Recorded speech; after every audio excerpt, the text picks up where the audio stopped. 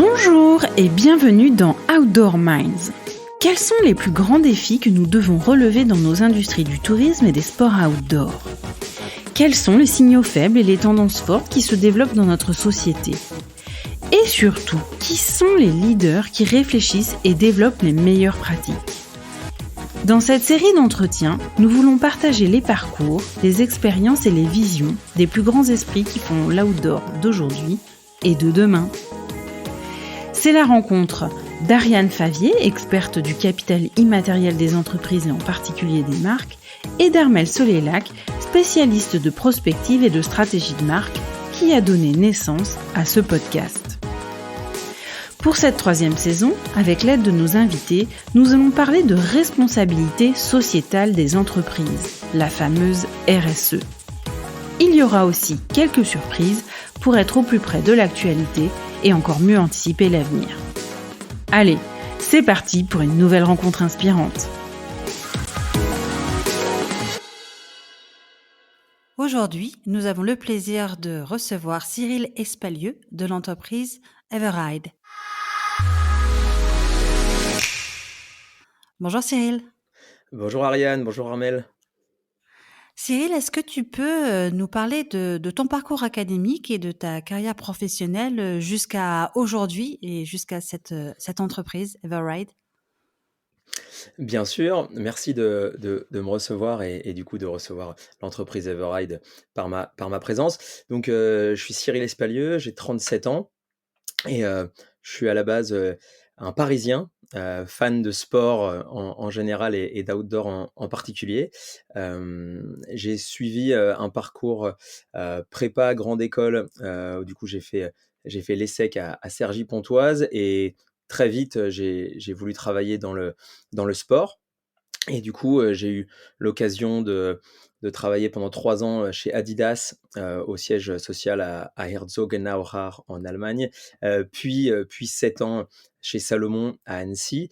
Et je suis du coup tombé amoureux de la région annécienne. Et c'est en rencontrant Julien Bronner, qui est du coup un des 2 autres cofondateurs avec moi de l'entreprise Everride, qu'est né ce projet qui me met avec vous, face à vous aujourd'hui. Alors, qu'est-ce que tu peux nous parler d'Everride ? Quel est son projet ? Quelle est sa proposition de valeur pour ses clients, s'il te plaît ? Bien sûr.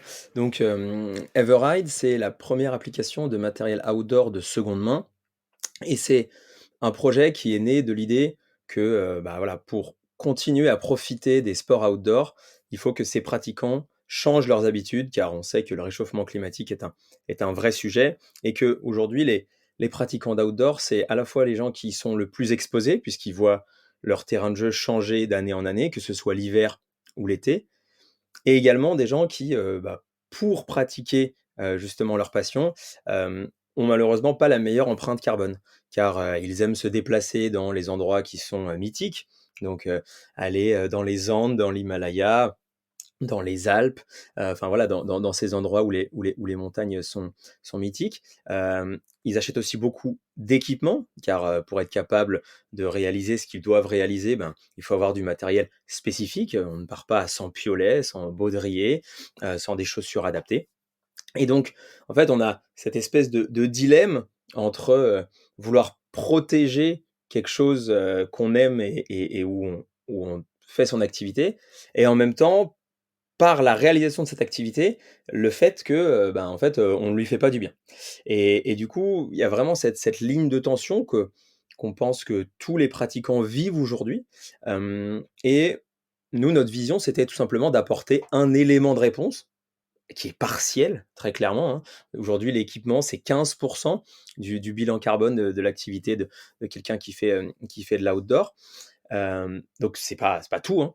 Mais si sur ces 15 en fait, on est capable d'apporter une solution qui fonctionne, voilà, en tout cas, on a l'impression que nous, tel le colibri, on fait une certaine façon notre part. Et donc c'est vraiment ça l'idée, c'est de se dire, aujourd'hui, il faut s'équiper parce que il faut pas se mentir, pour profiter de l'outdoor et faire son activité comme on l'aime, il faut du matériel de qualité. Comment est-ce qu'on peut s'équiper en mettant un peu moins la planète à mal. Et du coup, pour ça, en fait, il y a une solution qui est la seconde main et qui aujourd'hui a été en fait développée de manière digitale sur d'autres secteurs avant nous. En France, on est assez avancé sur la question avec Leboncoin qui a vraiment évangélisé, si on peut dire, une bonne partie de la société. On a Vinted qui a suivi sur plutôt la mode, mais du coup aujourd'hui les Français sont assez habitués à cette pratique. Et nous, on pense qu'il y a besoin d'une solution qui soit adaptée à ce matériel technique de qualité et que du coup, on peut vivre ça entre passionnés. Et c'est vraiment la mission d'Everride. Comment vous avez eu l'idée? De quoi c'est né? Est-ce qu'il y a eu une histoire, une anecdote où vous vous êtes levé un matin et boum, vous avez eu l'illumination? Euh, alors ça, pour être honnête, ça a plus été une lente réflexion et une lente maturation du projet que Julien a d'abord travaillé un peu voilà, lui-même dans sa réflexion. Julien, il avait déjà monté une première société qui était Edict, donc qui était un e-commerce de bonnets, casquettes qui existe toujours, mais dont lui, il est sorti. Et du coup, il avait vraiment la volonté de travailler un nouveau projet sur l'outdoor qui soit responsable. Et du coup, c'est voilà, au cours de réflexion qu'on s'est dit, en fait, aujourd'hui, on voit que il y a quelque chose qui est en train de se créer autour de la seconde main avec ces nouvelles plateformes. En fait, on pourrait l'instaurer et le créer pour les passionnés. Et tout de suite, notre vision, ça a été de se dire qu'il fallait que ce soit quelque chose qui ne soit pas en cercle fermé et j'ai envie de dire une marketplace traditionnelle. Mais on avait vraiment cette idée de pouvoir impliquer les acteurs de la communauté. Et du coup, c'est ce qu'on a fait dès le début avec deux types d'acteurs qui sont d'un côté les athlètes et de l'autre les associations. Et de se dire que, en fait, pour nous, Everride, c'était un peu la communauté qui décide de se bouger. C'est pas Cyril, Julien et Olivier qui ont une idée comme ça leur est venu un matin et qui mettent en place une place de marché. C'est comment est-ce que en fait on peut impliquer des gens qui font déjà des choses et qui ont aussi une voix qui porte, parce que quand on monte un projet, il faut aussi se faire connaître. Euh, Comment est-ce qu'on peut créer ça avec eux? Et ça a vraiment été pour nous une belle surprise que d'arriver à co-créer avec ces deux types d'acteurs avant même que ça existe. Et du coup de recevoir un retour aussi positif et de pouvoir, quand on l'a créé, d'avoir déjà en fait cet écosystème en place. Et on pense que c'est un des grands facteurs pour lesquels on a réussi justement à être connu assez rapidement, parce que on a intégré ces deux acteurs avec nous et que du coup ça parle aux pratiquants. Et du coup, tu dis que vous avez intégré les athlètes et la communauté, mais concrètement, comment ça se matérialise au Exactement. quotidien? Donc en fait, ce qu'on a fait, c'est qu'on a proposé aux athlètes qui sont aujourd'hui nos ambassadeurs, tout simplement en fait de Tu peux les citer, comment? hein. Ouais, donc Tu peux les donc du coup, citer. qui étaient là avec nous dès le début, donc Xavier Delerue, Kylian Jornet, Xavier Thévenard, Liv Sansoz, Fabien Mayhofer, Christophe Dumaret, Mathieu Ménadier, Nina Caprez, Colline Balébaz. Donc Que des voilà, grands donc noms. on a vraiment réussi à avoir avec nous un team voilà, très, très, très qualitatif. Et en fait, l'idée, ça a été de se dire, on va vous demander de montrer que vous avez des choses dans votre garage, que c'est pas si compliqué de les mettre en ligne et que on fait une bonne action en le faisant. À la différence près des gens, enfin de vous et moi, qui est que on sait très bien que ces personnes-là ne payent pas leur matériel et que du coup, il serait pour le coup amoral qu'ils gagnent de l'argent sur quelque chose qu'ils n'ont pas payé et que du coup, en fait, ils mettent en vente ces produits au prix seconde main. Donc ça veut dire qu'aujourd'hui, on peut s'acheter une paire de chaussures de Kylian Jornet pour 70 € sur Everride. Mais l'argent qui est ainsi enfin, payé par les utilisateurs, il va ni à Everride ni aux athlètes, mais à trois associations avec qui on a signé des partenariats, qui sont Protector Winters France, Kylian Jornet Foundation et Surfrider Europe, avec l'idée d'avoir des associations qui couvrent un peu les différentes pratiques outdoor. Donc, Protector Winters, qui est vraiment sur le ski, le snowboard, les pratiques hivernales. Kilian Jornet Foundation, qui est plutôt sur les glaciers, les forêts, le milieu naturel montagnard. Et puis Surfrider Europe, plutôt sur les océans. Et du coup, aujourd'hui, on a, en 9 mois d'existence, collecté plus de 8 000 euros à travers des ventes de ce matériel-là, qui sont réalisés 2 fois par semaine, le mardi et le jeudi à 19h sur notre plateforme, où en fait les membres d'Everride peuvent acheter voilà, une paire de chaussures de Xavier Thénard pour 70 euros, un piolet de Liv Sansos pour 35 euros. Et du coup, en fait, cet argent, il va directement à ces 3 associations de manière équitable. Et on a créé ce mécanisme dans l'idée que, en fait, ils montrent l'exemple. C'est-à-dire que ils donnent pas juste, ils prêtent pas juste leur nom. Ils vont dans leur garage, ils sortent le matos, on prend les photos avec eux, et puis ensuite, du coup, il est mis en vente. Et du coup, en fait, pour montrer que c'est pas compliqué, que c'est comme ça qui, en fait, aujourd'hui, le mieux, c'est de s'équiper. C'est en fait, soit en tant que vendeur, en regardant ce qu'on a chez nous, et au lieu de le jeter quand au final il a plus aucune valeur, en fait on est capable d'avoir une approche raisonnée en se disant: «Ça en fait je m'en sers plus». Du coup, en fait je vais le mettre en vente.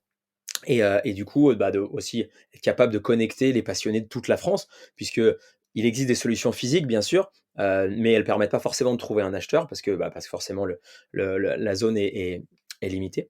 Et donc en fait voilà, c'est comme ça que on a cherché à mettre en avant la communauté, à intégrer la communauté, et aussi pour nous, en fait, de se dire que l'action qu'on a, elle aide des associations qui œuvrent directement sur le terrain. C'est-à-dire que c'est pas uniquement voilà, notre partie qui est la seconde main, les 15% dont je vous parlais, et le fait que quand on achète un produit de seconde main, on divise par 6 son impact par rapport à un produit neuf.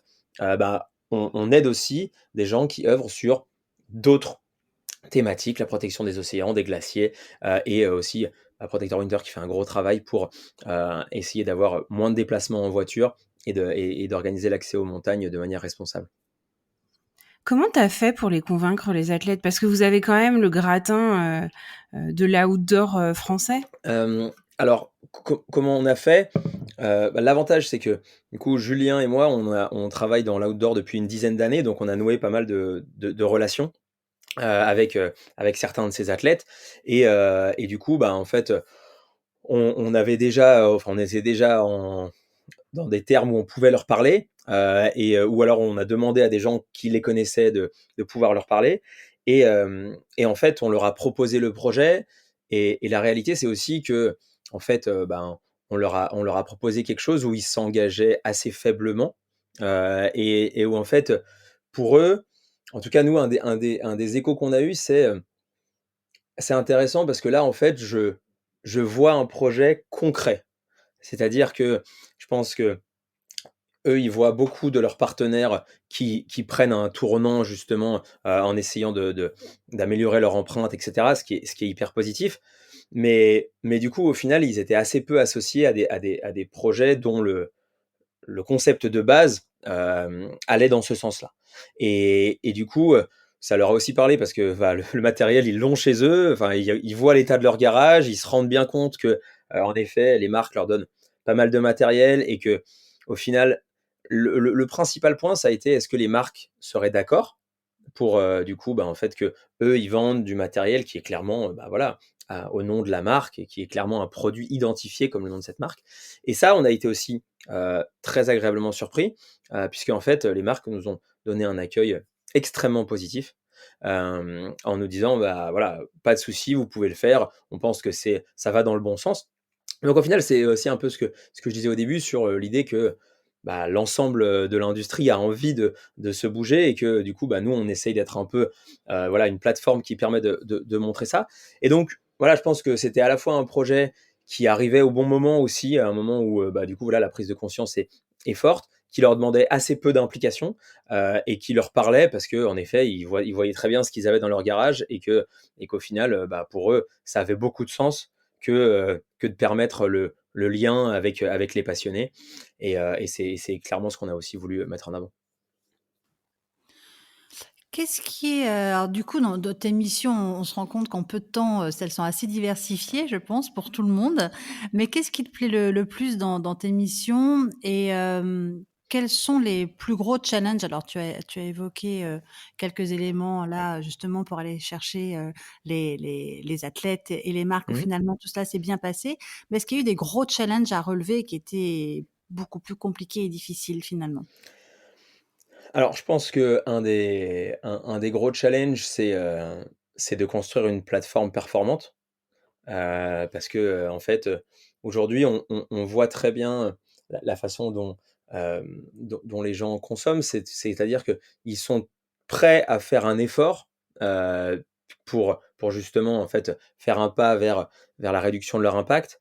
Mais malgré tout, cet effort, il doit rester dans un niveau acceptable d'intuitivité et de performance. C'est-à-dire qu'aujourd'hui, quelqu'un qui va utiliser la plateforme Everride, si bah, en fait, les à mo il y a une page sur 2 qui est cassée, si, la plateforme fonctionne beaucoup moins vite que des solutions seconde main existantes, il va venir une fois parce qu'il va trouver le concept intéressant et puis il va dire, «C'est super ce qu'ils font, mais ce serait bien aussi que leur plateforme elle tourne, quoi». Et du coup, on est malgré tout, voilà, enfin, on construit un produit technologique, avec aussi une grosse dimension de flux logistique, avec, des transporteurs et cetera. Et du coup, construire, une plateforme en très peu de temps, parce que du coup, en fait, on a créé la société en juillet et on a lancé la plateforme en novembre. Voilà, d'arriver à construire toute cette infrastructure et à du coup, bah, en fait, avoir des clients qui sont contents et qui reviennent, bah, en fait, ça nous a demandé, bah, voilà, beaucoup de travail. Ça continue à nous en demander et du coup, voilà, enfin, je pense que, une des plus grosses difficultés, sur lesquelles on est aujourd'hui, extrêmement content. On a moins d'1 % de retours clients et cetera, donc tout se passe bien. Mais, voilà, malgré tout, il y a la dimension RSE, le concept, mais il y a aussi, bah, voilà, la salle des machines, la réalisation concrète de la plateforme et c'est vrai que ça, c'est un gros travail de tous les jours. Aujourd'hui, il y a des produits technologiques qui sont, voilà, hyper évolués, hyper travaillés et donc nous, il faut qu'on garde ce rythme-là et du coup, pour l'équipe, c'est aussi un challenge. Et du coup, c'est quoi la plus grosse galère, que vous ayez eue, depuis le début de la création d'Everride? Je pense que la plus grosse galère, c'est que, comme ça là, c'est que une nuit, on a eu, une, heu, une attaque de hackers, qui venait de Côte d'Ivoire, et c'est rigolo parce que, là, il y a enfin, donc c'était au début, hein, c'était genre en janvier et j'ai lu un article dans Le Monde il y a un mois où il disait, voilà, le hacking s'est déplacé en Côte d'Ivoire et cetera. Enfin bref, c'était, en gros, ça allait enfin, on fait partie d'un flux, et donc en fait, bah, voilà, on a eu, enfin voilà, quasiment tous les vendeurs qui ont été contactés. Bah, voilà, il a fallu réagir hyper rapidement, ce qu'on a fait avec l'équipe technique, on a trouvé une solution technique, bah, là, pour analyser aussi, enfin, quels étaient leurs moyens de faire, leurs pratiques et cetera.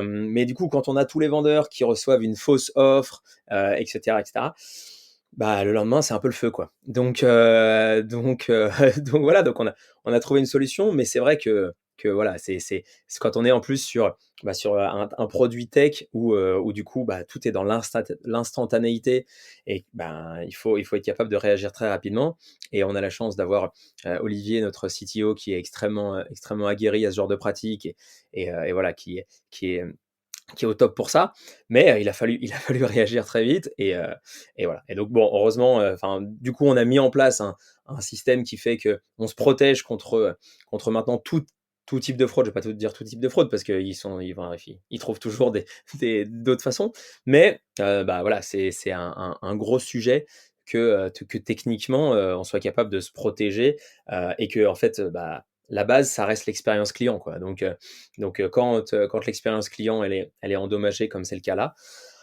une fois, ça s'explique. Le but, c'est que ça nous c'est que ça c'est que ça nous arrive pas à nouveau dans les dans les mois à venir, quoi.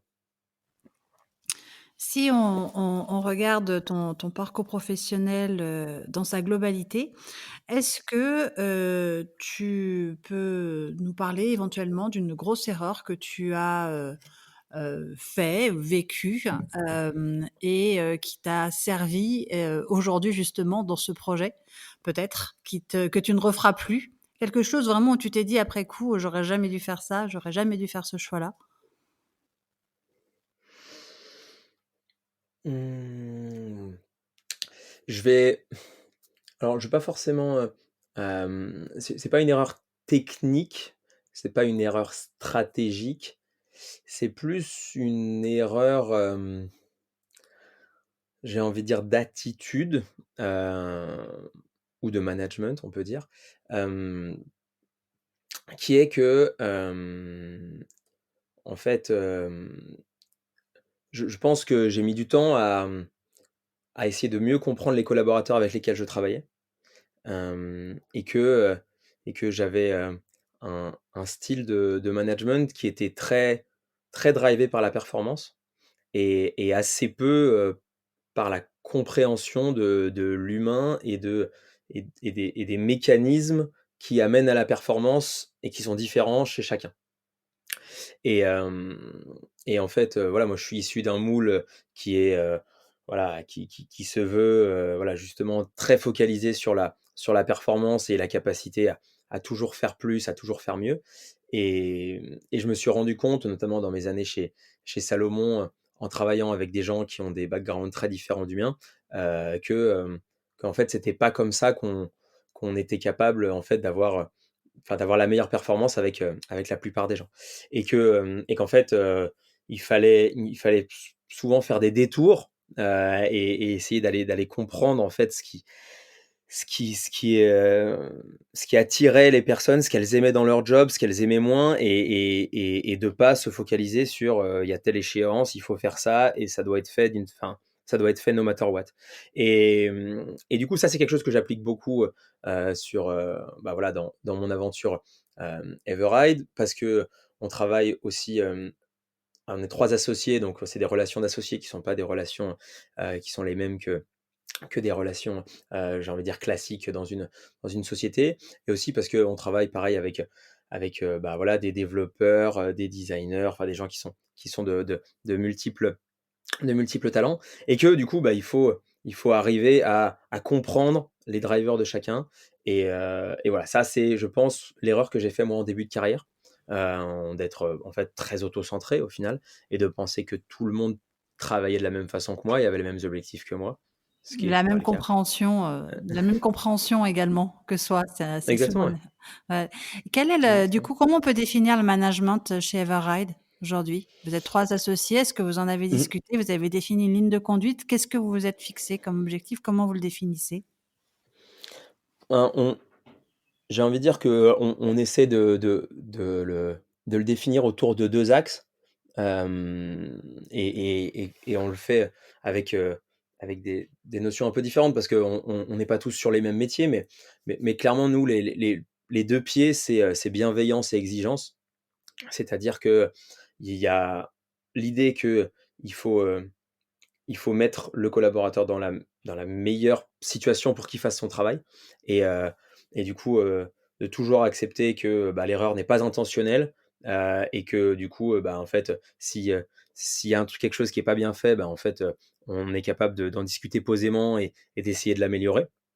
Hem Et la deuxième dimension, c'est l'exigence, dans le sens où, bah, si sur le enfin voilà, si de manière répétée, on n'arrive pas à avoir ce qui est défini, bah, voilà, il faut quand même essayer de prendre des mesures, parce qu'on est dans un environnement où, bah, clairement notre projet, il doit être très agile, et il doit aussi, avancer rapidement.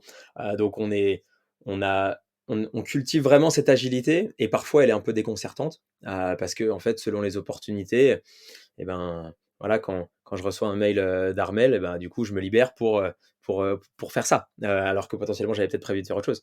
Mais parce que du coup, j'ai une opportunité, et que en fait, on veut aussi pas être, pas être un bateau, qui a sa destination et du coup ne pas profiter, voilà des choses qui peuvent se présenter. Donc, je dirais bienveillance, exigence et agilité que je rajouterais parce que c'est aussi un des «dus» et on pense que c'est aussi une grosse force. Tu nous as, parlé tout à l'heure de, donc, de cette, de ton erreur en tout cas, de perception, de la partie Mmh. ressources, humaines et management. Également de cette, difficulté lorsque vous avez été hackés, sur le site. Est-ce que tu peux nous parler, maintenant de quelque chose, de très positif qui t'est arrivé, sur Everride à un moment donné? Ce projet est assez récent évidemment, alors mais quelque chose qui a été, heu, voilà, dont tu as tiré de la fierté ou toi et tes associés, qui a été vraiment une sorte d'envolée, depuis la naissance de ce projet? Clairement, je pense que enfin, la réponse pour moi, elle est assez simple. En fait, le lancement de la plateforme. En fait, on avait travaillé, un lancement où, l'idée c'était que, en fait, le 1er septembre, on a ouvert, on a fait, on a ouvert, nos comptes réseaux sociaux en disant que quelque chose arrivait. Hem et en fait, on préparait un lancement où l'idée c'était que, en fait, la plateforme soit le live de la plateforme soit annoncé par, les athlètes.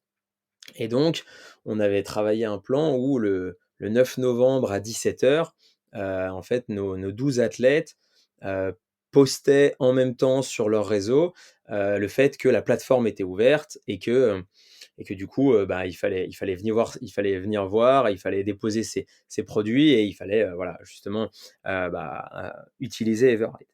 Et du coup, la création de ce plan et la capacité à la réussir en simultanéité, que tout fonctionne, c'est-à-dire que la plateforme soit prête, c'est-à-dire que les contenus soient prêts, c'est-à-dire que les athlètes acceptent, de poster au bon moment et tous en même temps et cetera. C'était quelque chose, enfin, on espérait bien que tout s'aligne, mais c'était pas évident non plus parce que c'était quand même assez ambitieux. Et du coup, tout s'est aligné et du coup, ça a été, voilà, ça a été au-delà de nos espérances, dans le sens où, voilà, enfin, on a failli crasher notre compte Instagram, tellement, du coup, bah, il y a des abonnés qui sont arrivés à une vitesse à une vitesse folle.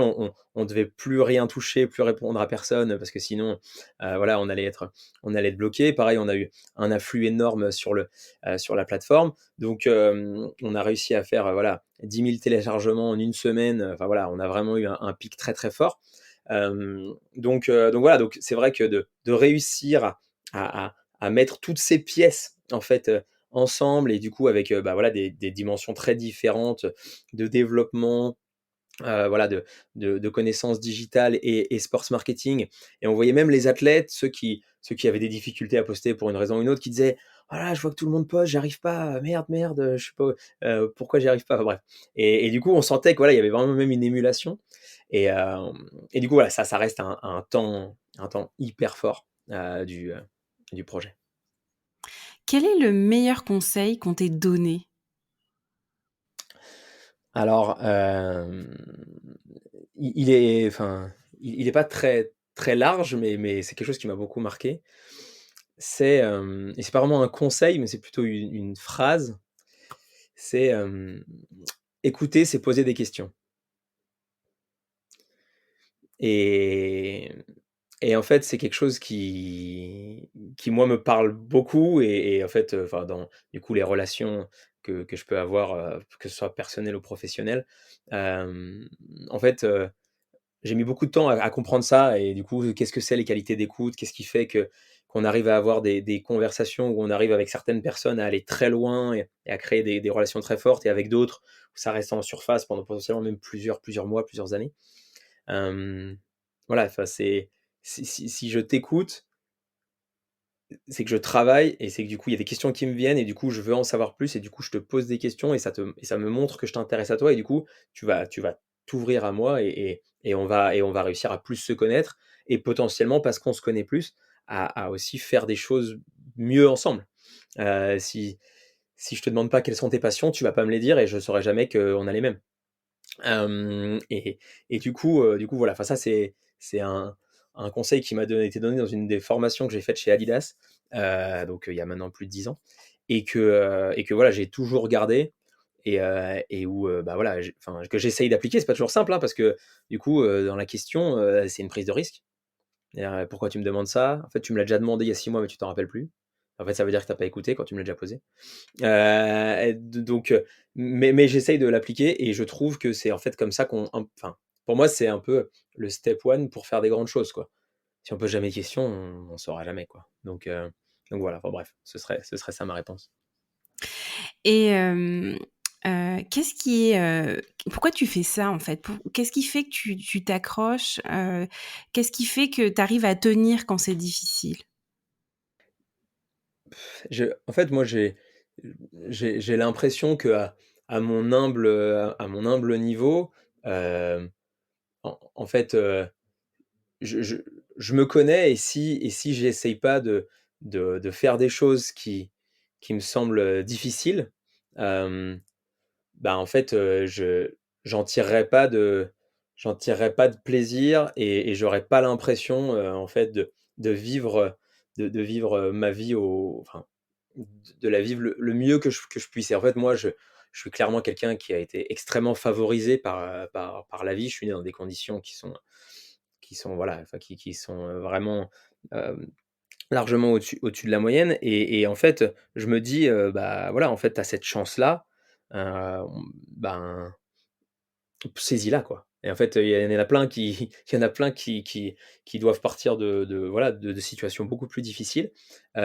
Si tu restes dans ta zone de confort et que tu te laisses vivre, ben, au final, pour moi, tu valorises pas le travail que tes parents ont fait pour te donner les conditions, dans lesquelles tu as eu la chance de grandir et puis aussi tu crées pas le bien autour de toi. Et aujourd'hui, quand je vois, voilà, les personnes, d'Everide, que ce soit, enfin voilà, les gens qu'on a déjà pu, embaucher ou les stagiaires, les alternants qui quand on réussit une OP, qui voient, voilà, tous les gens qui sont là, qui viennent trouver que c'est cool Everide et cetera, bah, je me dis que c'est trop cool de leur permettre de vivre ça et qu'on le vive ensemble et qu'au final, bah, voilà, à mon à mon petit niveau, on crée et puis enfin avec Julien et Olivier, on crée du bien, quoi. Et donc voilà, c'est ça un peu l'idée. Et par contre, je suis assez convaincu que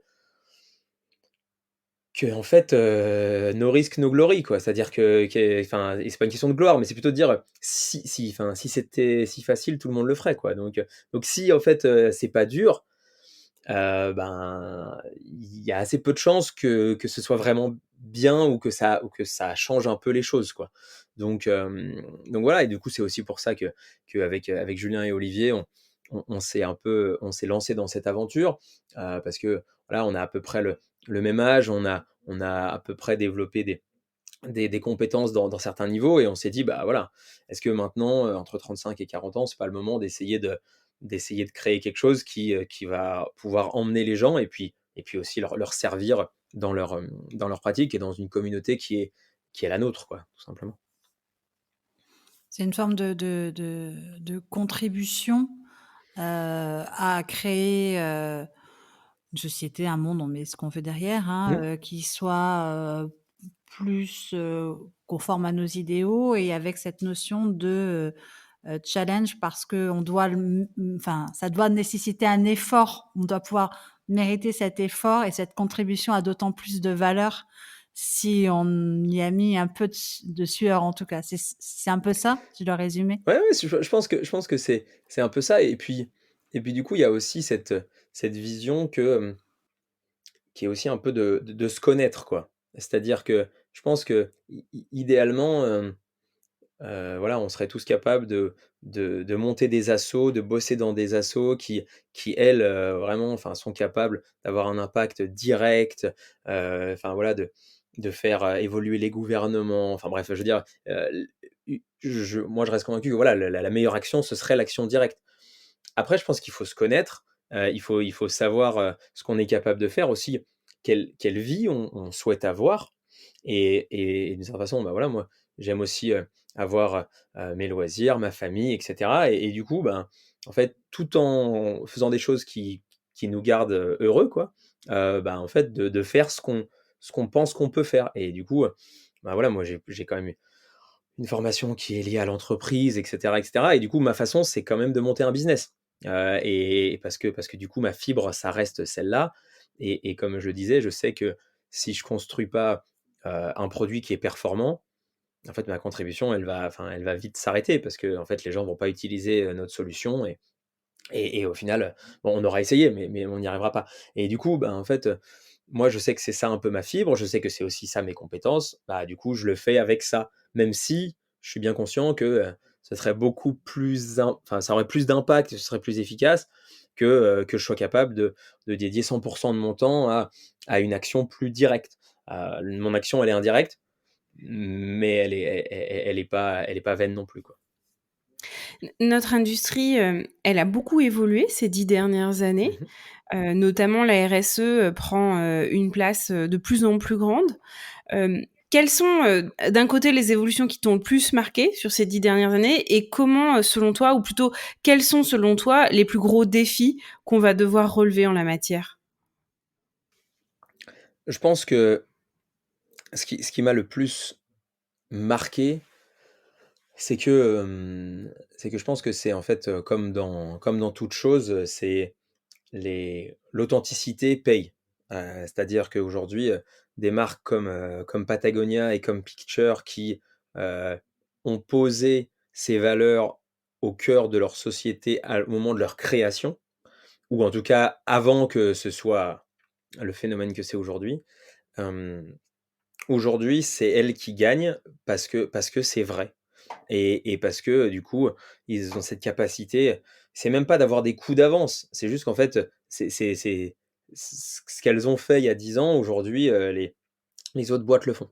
Et du coup, du coup, moi, je trouve que voilà, ça, c'est quelque chose qui est, pour moi, qui est rassurant, et qui est logique. C'est que, bah, voilà, ceux qui avaient cette vision, aujourd'hui, c'est les gagnants actuels et je pense que il nous montre la voie et que cette voie, Patagonia a une approche très, enfin voilà, forcément c'est une boîte américaine donc là-bas c'est pas tout à fait la même dimension et cetera mais en tout cas je trouve que c'est hyper fort d'avoir au sein de notre industrie des chefs de file comme ça qui, heu, qui sont capables d'avoir un impact très fort donc voilà, moi je dirais qu'il y a il y a cette dimension-là, l'authenticité paye. L'autre dimension, c'est que, bah, en fait,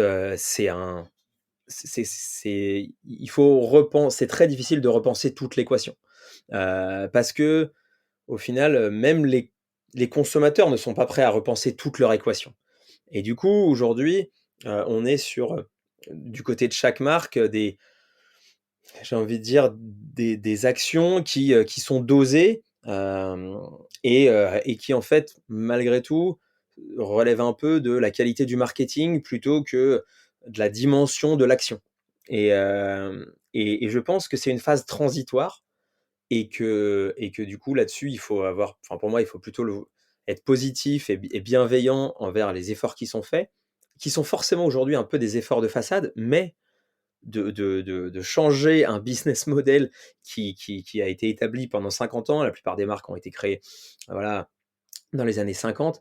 Pendant 50 ans, ils ont appris à vendre du neuf, et à le faire, voilà, chez des détaillants et cetera. De faire switcher, son modèle et sa façon de produire et sa façon de vendre, ça prend du temps. Donc je pense qu'on est dans une phase complètement transitoire où du coup, en fait, les choses, enfin voilà, il y a plein de tentatives qui sont faites à droite à gauche et que moi, en tout cas, j'essaie d'être assez, optimiste par rapport au fait que, on va trouver des solutions pour que cette façon de produire et cette façon de vendre, aille dans le sens de la sobriété, mais que, on est au début de cette transformation qui est absolument vitale et nécessaire, mais qui ne peut pas se passer, voilà, sur en quelques années Et là-dessus, enfin voilà, moi je pense aussi que, le rôle d'une société comme Everride, c'est aussi, bah, voilà, de proposer d'autres solutions aux marques, de dire aux marques qu'elles doivent se bouger, parce que, bah, voilà, en fait, il y a des petits acteurs qui arrivent, qui proposent des solutions et qu'au final, bah, les marques, elles vont devoir suivre, quoi. Donc ce serait ça ma vision. C'est quoi, à ton avis, les étapes pour une entreprise qui se lance, dans la RSE? C'est par quoi elle doit commencer? Quelles sont, les étapes, chronologiques à respecter, Bien sûr. faire le bilan de soi et puis après comment on construit ce projet? Alors, bah, voilà, je pense que la phase 1 et en fait, le problème, c'est que c'est tellement difficile. La phase 1, c'est l'audit et l'audit, voilà, on sait qu'aujourd'hui, c'est déjà un travail, pour l'avoir vécu, ben, chez Salomon, avant de créer Everride. Il y a pas encore de méthodo, enfin voilà, il y a en train d'avoir des méthodos qui se posent et qui permettent de tout qualifier, mais c'est très compliqué. Je pense que cette phase d'audit, elle est clé. Donc en gros, ça, je pense que c'est la phase 1 et du coup aussi, en fait, pour moi, c'est une phase d'audit et aussi une phase de benchmark. C'est-à-dire, de se dire: «OK, bon, bah, nous, aujourd'hui, on est comment, quoi? On est à peu près clean, on n'est pas du tout clean», heu, parce qu'en fait, enfin, on oublie toujours que dans la dimension du poids environnemental, il y a des choses extrêmement terre à terre qui jouent beaucoup, quoi. Quelqu'un qui est célibataire et quelqu'un qui vit avec une famille de 2 enfants, bah, en fait, son logement, il divise son poids par 4 et l'autre personne a son poids toute seule, sa voiture tout seul alors qu'on va toujours covoiturer. Enfin bref, en fait, il y a plein de dimensions très, très terre à terre, dans le poids environnemental que souvent on néglige et du coup, je pense que voilà, il y a ce 1er niveau. Hem et ça pour moi, c'est la clé. Ensuite, du coup, je pense qu'il y a une vraie question pour moi d'audit aussi de marque, et de se dire: «OK, notre marque aujourd'hui, pourquoi est-ce qu'elle est aimée et comment est-ce qu'elle peut continuer à être aimée demain?» Et du coup, c'est quoi le cœur de la vision? Et je pense qu'aujourd'hui, des marques qui décident de 100 se greenifier en passant un logo en vert, en fait, je pense que c'est pas la bonne chose à faire, de rajouter éthique après son nom ou quoi que ce soit. Enfin, je pense qu'en fait, c'est la meilleure façon de perdre sa crédibilité par rapport à ses consommateurs. Donc je pense qu'il y a aussi un audit de marque et de se dire aujourd'hui, nous, ben, en fait, quelle place on accorde à ça et je pense que là-dessus, il y a aussi une question de timing, pour être précis et enfin, moi, je pense que, heu, il faut travailler avec des spécialistes et nous, en tout cas, c'est ce qu'on a toujours enfin, voulu faire en s'associant aux associations, dès le début, donc avec des gens qui sont les spécialistes de ces questions-là et pour moi, d'avoir une approche où, bah, voilà, on essaye d'être, d'être le plus sobre sur une partie très importante, de son comportement et potentiellement, d'arriver à aussi être innovant dans la façon de produire différemment. Aujourd'hui, typiquement, il y a le modèle des précommandes qui est un modèle que je trouve est hyper fort, et qui est de se dire: «Bah, voilà, regardez, c'est notre nouveau produit, on produira que ceux qui ont précommandé».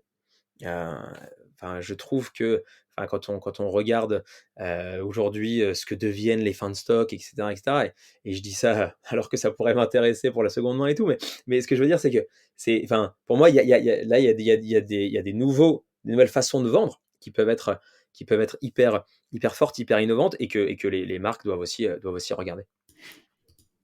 Est-ce que, pour terminer, sur cette partie-là, tu aurais un conseil à quelqu'un qui voudrait, mettre en place une démarche RSE au sein de son entreprise?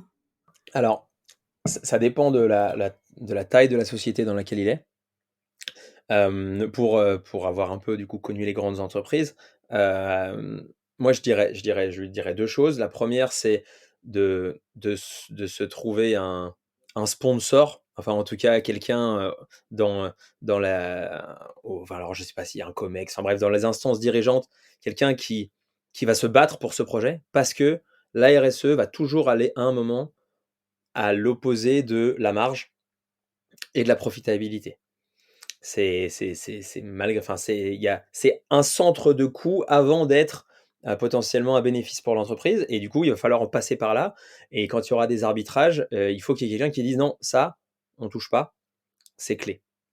Et du coup, bah, la personne qui a la capacité de dire ça, bah, enfin, voilà, souvent elle a un poste important donc ça, ce serait la 1re chose et puis, du coup, la deuxième chose, c'est aussi de potentiellement de commencer, enfin, d'essayer d'avoir des quick wins, parce que du coup, c'est aussi comme ça qu'on crée de la confiance et du coup que la boule de neige, enfin voilà, devient boule de neige, en partant pas forcément sur un énorme audit de tout qui va prendre 2 ans, mais plutôt, de travailler avec des spécialistes, mais qui vont être capables, assez rapidement, potentiellement sur une partie donnée de ce que fait l'entreprise, de faire un état des lieux, de proposer des améliorations et en fait de commencer comme ça, parce que c'est, enfin, en tout cas, pour avoir essayé de faire bouger les choses dans des grandes boîtes, moi, c'est comme ça que j'ai essayé de le faire et du coup, je trouve que c'est ce qui fonctionne le mieux. Est-ce que tu as un livre à conseiller à nos auditeurs, sur la RSE ou sur le business, en général? Quelque chose que tu as peut-être lu récemment ou il y a plus longtemps? Alors je vais partager un classique, et qui est pas vraiment sur le business, mais qui est plutôt, heu, qui moi m'a beaucoup marqué dans les relations personnelles et aussi dans la façon de travailler. C'est les 7 habitudes de Stephen, Covey, qui est un bouquin américain et qui est, pour moi enfin, en fait, voilà, à un moment, j'ai beaucoup essayé de travailler en développement personnel et cetera, mais j'ai jamais trouvé rien de mieux et rien d'aussi simple, heu et qui est, enfin, voilà, avec des choses pour moi très, très fortes, sur, notamment le win-win or no deal, dans la façon de vivre ensemble et de se mettre d'accord. C'est-à-dire qu'en fait, mmh, si moi je gagne et que toi tu perds, à la fin, je vais perdre et que du coup, en fait, si on n'arrive pas à trouver des choses où les 2 gagnent, et ben, en fait, il vaut mieux pas b bosser ou vivre ensemble, quoi. Et du coup, en fait, pour moi, c'est quelque chose qu'on retrouve aujourd'hui, bah, voilà, aujourd'hui sur, avec la planète, il faut que tout le monde gagne, quoi. Et en fait, aujourd'hui, j'ai du mal à croire que enfin, il va falloir qu'on trouve des façons où en fait, bah, tout le monde va arriver à vivre, à continuer à profiter de sa vie tout en faisant moins mal à la planète. Il faut qu'on ait ce win-win parce que en fait, dire aux gens, «Sortez plus de chez vous, ne voyagez plus, et faites tout à pied», ça marchera pas. Il faut que les gens continuent à win pour que que la planète win aussi, quoi. Et du coup, voilà, moi, c'est quelque chose enfin, qui m'a beaucoup marqué et que j'essaye d'appliquer, aussi dans la façon voilà, de vivre et de penser les relations, heu, bah, personnelles et professionnelles. Et pour terminer, est-ce que, tu aurais une personnalité que tu aimerais que nous recevions, dans notre podcast Outdoor Minds? Un nom à nous donner? Yes, ben, je pense que, en tout cas, nous, un des athlètes très inspirants avec lesquels on travaille, c'est Xavier Thévenard. C'est quelqu'un, à l'authenticité, incroyable, et qui, du coup, a pris des engagements forts, pour la planète et ce que j'aime vraiment chez lui, pour avoir l'occasion de le fréquenter par moments, c'est que vraiment tout est aligné. C'est-à-dire qu'il a pas dit: «OK, j'arrêterai de prendre l'avion juste pour faire un coup». Heu, Quand on en parle avec lui, il en ressent enfin voilà, aucune frustration, aucune gêne, et ça lui va très bien comme ça et du coup, il est capable, voilà, d'organiser sa vie de manière, voilà, extrêmement alignée avec ses principes, et aujourd'hui, c'est pour ça que tant de gens l'aiment. On a eu l'occasion de l'avoir sur le marathon du Mont Blanc, après une dédicace, les gens, il y avait des gens qui pleuraient, enfin ça, c'était assez impressionnant, Et du coup, en ça, moi, je trouve que c'est un exemple et c'est aussi un peu ce que je vous disais sur le fait qu'il faut se connaître et du coup, bah, en fait, après, faut avoir des modes d'action alignés avec ce qu'on est. Lui, pour le coup, je trouve que c'est un modèle parce qu'il prend des engagements très forts et en même temps, on voit qu'il est très aligné et que en fait, c'est pas de la façade et que derrière, il fait ce dont il a envie, quoi. Donc de ce côté-là, je trouve que ça serait un témoignage, intéressant, sur votre podcast. Bien, ben on va essayer de l'inviter. Merci beaucoup Cyril Espalieu d'Everride d'avoir été notre invité. Voici les 3 points clés à retenir de cet épisode. La recherche de la performance en tant que telle n'est pas toujours le driver qui motive les collaborateurs. Il faut prendre le temps de comprendre, avec bienveillance, quelles sont leurs véritables motivations et s'appuyer dessus pour générer ensuite seulement de la performance. Deuxième point, pour mettre en place une démarche RSE dans votre entreprise, trouvez un mentor ou un sponsor parce que la RSE va d'abord aller à l'encontre de la profitabilité court terme de l'entreprise avant d'être un centre de profit très important. Et il vous faudra du soutien pour pouvoir appuyer votre démarche. Et enfin, troisième point, ce sera 3 punchlines de cette interview. Écoutez, c'est poser des questions. No risk, no glory et l'authenticité finit toujours par payer. Merci à tous d'avoir écouté cet épisode d'Outdoor Minds. Si vous êtes arrivé jusqu'au bout, c'est sûrement qu'il vous a intéressé. Nous vous invitons à le partager autour de vous et à nous soutenir en mettant une note de 5 étoiles avec un commentaire sympa. Cela nous aidera beaucoup pour faire connaître cette balado-diffusion et mettre en lumière tous ces leaders qui le méritent.